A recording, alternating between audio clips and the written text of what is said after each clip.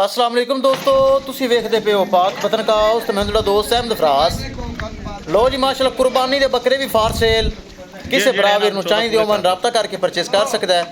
मक्खी चिन्ने माशाल्लाह बावल नगर नस्ल दे बहुत अच्छे संभे बकरे फार सेल हैं। सब तो पहले बरामद दसदा जावां लोकेशन अड्डा बुंगा हयात, तहसीलो जिला पाक पतन शरीफ। मोबाइल नंबर है साडा 0300 पूरा 8754 743। व्हाट्सअप नंबर भी यही है जी, तो लोकल नंबर भी यही है। चेक करो माशाल्लाह 20 बकरे सेल किते हैं 32 लाख रुपए दे। 20 बकरे मूँह च दोंदे 32 लाख रुपए दे सेल किते हैं। इस तो इलावा भी मजीद बकरे इस तरह के कैमरे के सामने चेक करो मौजूद हैं।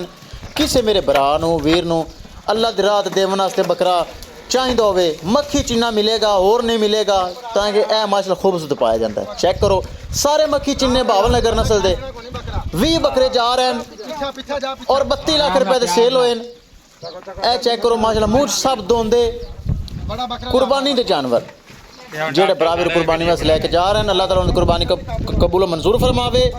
तो जेडे बराबर करना चाहते हैं कुर्बानी वो तो शरीफ लियावन तो अच्छे तो अच्छा बकरा और कम रेट ते ए माशाल्लाह बकरा चेक करो ना, इंशाल्लाह 3 मन के लगभग निकलेगा।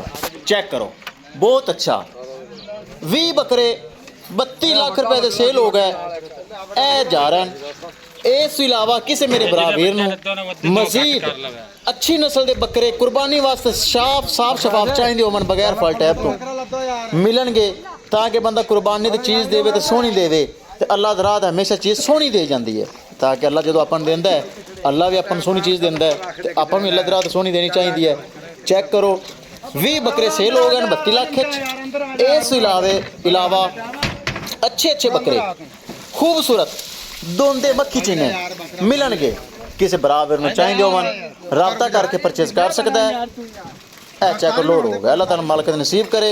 अल्लाह हाफिज़।